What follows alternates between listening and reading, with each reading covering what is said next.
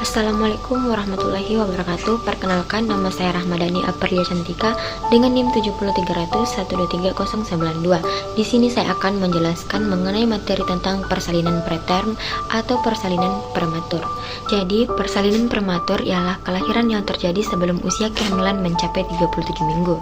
Nah, persalinan prematur didefinisikan sebagai kelahiran sebelum usia kehamilan 37 minggu dengan berat janin kurang dari 2.500 gram. Menurut WHO, ada 15 juta kelahiran prematur pada 2018. Adapun penyebab dari persalinan prematur. Nah, berbagai sebab dan faktor demografis diduga sebagai penyebab persalinan prematur seperti silosio plasenta, kehamilan ganda, kelainan uterus, dan masih banyak lagi. Penyebab persalinan prematur bukan tunggal, tetapi multikompleks antara lain karena infeksi. Jadi, infeksi pada kehamilan akan menyebabkan suatu respon imunologik spesifik melalui aktivasi sel limfosit B dan T dengan hasil akhir zat-zat yang menginisiasi kontraksi uterus. Selanjutnya ada indikasi persalinan prematur. Indikasi persalinan prematur dapat dibagi menjadi dua. Yang pertama ada indikasi maternal.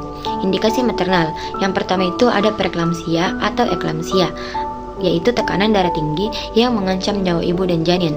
Kedua, ada infeksi intrauterin, infeksi pada kantung ketuban yang bisa membahayakan ibu dan janin. Selanjutnya, ada perdarahan antepartum, seperti plasenta previa atau selusio plasenta. Selanjutnya, inkompetensi serviks, yaitu serviks terbuka terlalu dini tanpa kontraksi. Selanjutnya, ada kehamilan ganda, terutama jika ada komplikasi seperti sindrom transfusi antar janin. Selanjutnya, ada penyakit kronis ibu dan ada riwayat persalinan prematur sebelumnya. Nah, yang kedua ada indikasi janin. Yang pertama ada gawat janin, misalnya detak jantung janin tidak normal dan pertumbuhan terhambat. Yang kedua ada kelainan kongenital.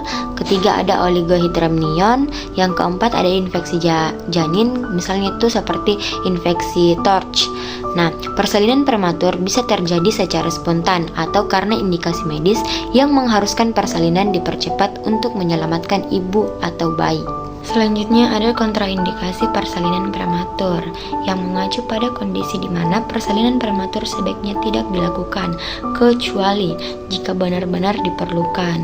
Ya, ada beberapa kontraindikasi utama. Yang pertama ada kontraindikasi mutlak, yaitu persalinan prematur tidak boleh dilakukan jika janin masih sangat imatur.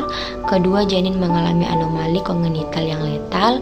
Ketiga, persalinan pervaginam berisiko, misalnya seperti plasenta previtotalis, solusio plasenta berat, dan disproporsi kepala panggul. Nah, kedua ada kontraindikasi relatif.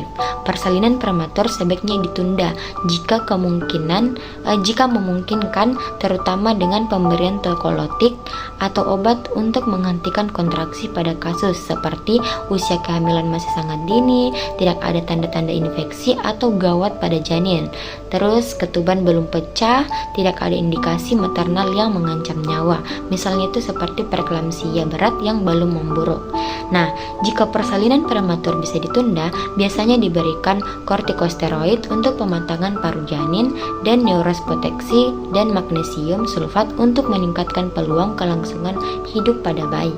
Adapun penanganan persalinan prematur yang bertujuan untuk menunda kelahiran jika memungkinkan, mempersiapkan janin agar lebih siap lahir dan mengurangi risiko komplikasi pada ibu serta bayi. Yang pertama ada penundaan persalinan. Jika persalinan prematur belum terlalu lanjut dan kondisi ibu serta janin masih stabil, dapat dilakukan tokolitolik, yaitu obat untuk menghentikan kontraksi sementara seperti nifedipin, terbutalin, indometasin, dan atosiban.